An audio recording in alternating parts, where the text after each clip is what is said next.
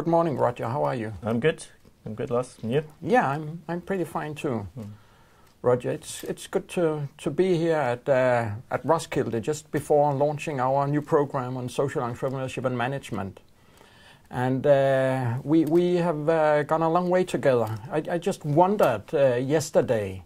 I wondered when I first met Roger. When I first met you, you were quite big on cooperatives, research on cooperatives, and then gradually you, together with me and others, moved into the area of social enterprise and social entrepreneurship. Yep. Why did you move from the study of cooperatives into this new sector? Yeah, good question. I think partly it was kind of naked opportunism. You know, like maybe I was being an entrepreneur, because I saw the market moving, the field moving, in what I thought were interesting ways. You know, non-profits were getting more into the market, cooperatives were becoming more social, and this seemed to me interesting. And also the idea of social entrepreneurship was catching on, that you could be innovative in a social way, that you could address major social problems and so on. And I got excited by that and thought that some of the principles of study of cooperatives were also relevant to the engagement of people in kind of entrepreneurial initiatives and developing a social purpose. Yes. Has this to do with the collective dimensions of entrepreneurship, collective ownership and democracy in the governance? Because those are also issues we're discussing when discussing social enterprise. Yeah. I mean, I think it's partly to do with the entrepreneurship process, which can be collective, can be a social movement, an environmental movement, or whatever.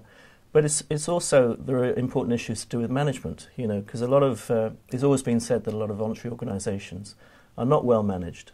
And if you want to address something with limited resources, address a social problem with limited resources, you have to make sure it's managed properly. Yes. And you have to make sure that it's accountable to different stakeholders, diverse stakeholders, and that it delivers performance, you know, a triple bottom line of environmental, financial and social performance. Do you think that the cooperatives, the area of cooperatives, still has a contribution to make to the discipline of social entrepreneurship? Absolutely. I mean, I think that some cooperatives, they've been going for 150 years. Some of them have gone to sleep and forgotten about their values.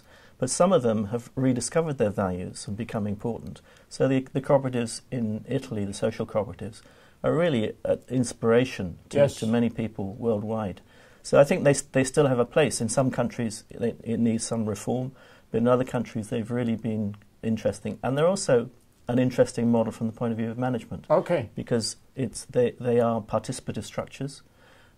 They're membership-based organisations, so they have to be accountable to a membership, and they have to be properly managed. So when we try actually to define the area of social enterprise, then many of the criteria of cooperatives, they are also criteria of social enterprises. Absolutely. Is that okay? Does it make sense, Roger, to distinguish between, because social enterprises and cooperatives, they are both a part of what we call the social economy.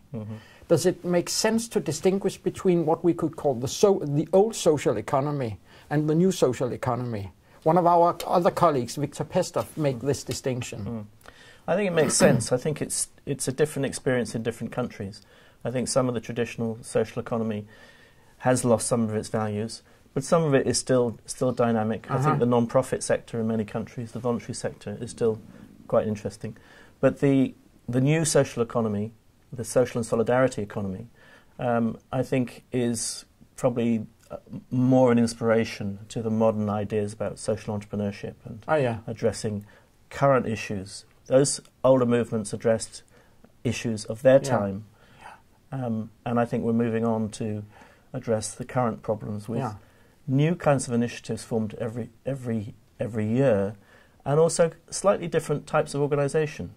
Yeah, also due to what region we are talking about.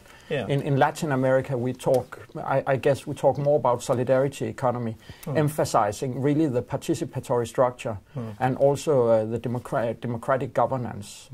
But I think sometimes we discussed among researchers not only the role of cooperatives, but also the role of of state in social entrepreneurship. My own background was in social policy, and I think changes in social policy was also a major background or trigger of this social entrepreneurship movement. And do you think that coming from Denmark, there was a particular interest in that transition that you've made from social policy to social entrepreneurship? Sure, I think. You see, first of all, as scholars, we often call the Nordic countries state-friendly societies. We don't see necessarily an antagonism between a vivid, responsible civil society and a big welfare state. So what happened in Denmark was that the civil society flourished in numbers of participation areas and everything, and in the same decades as the welfare state grew around 1960, 1970. Both were growing. And coming from a small country like Denmark, with a generous, historically a generous welfare state, a small country needs to be very innovative. And I think we have a history of innovation in Denmark, very multidisciplinary, very innovation in all sectors. What a German colleague of ours, Adalbert Evers, he once said counts very much for Denmark. He said, in contemporary society, all organizations need to be innovative. It doesn't matter if they're from civil society, public organizations, private sectors. There is a pressure, a demand for all organizations, irrespective of sphere and sector, to try to innovate. And we have a good tradition for innovation in this country. Yeah, I like that theme of innovation, which links very strongly with social entrepreneurship. You know, most entrepreneurs need to be innovative in order for it to work. But in relation to social policy and other countries, how do you see the issue of social entrepreneurship arising? Because in the UK, for example, we don't have such a strong state. In the US, they don't have a strong state. And social entrepreneurship seems to have different roots and maybe different links to the state. Yes, I agree. I think there are three backgrounds, and I actually think they count for most countries. There's the tradition of cooperatism and cooperatives. Then there is the change in the among private enterprises in behaving as responsible citizens, corporate social responsibility, corporate social innovation. Triple bottom lines, etc., social impact investment, and so on. It's also a strong change. And then the change also in the welfare state in direction of becoming a more, we're talking about welfare mix, welfare pluralism, where the state collaborates more with other sectors, generating partnerships, enhancing participation and responsibility of citizens and non-profit organizations. So there's both this trajectory of the cooperatives, the changes in private enterprises, and then also changes in the social state or in the welfare state. And this, I think this covers quite good to many countries, these changes, with a different mix. Yeah. So the state moving into contracting for welfare services is a big opportunity for social entrepreneurs in many ways. If the state recognize that contracting for a social enterprise is different as contracting for a private enterprise, I think the state needs to add some social clauses, need to recognize that social enterprises produce added value in terms of social inclusion, added value that a normal private enterprise doesn't necessarily need to produce. So this should be recognized by state policies. Okay, and what about the other boundary? Because the informal sector, I think, is really a kind of like a soup from which entrepreneurial initiatives arise. And we know from South America that a lot of social entrepreneurship comes from the informal sector. Some of it's still there, and some of it develops.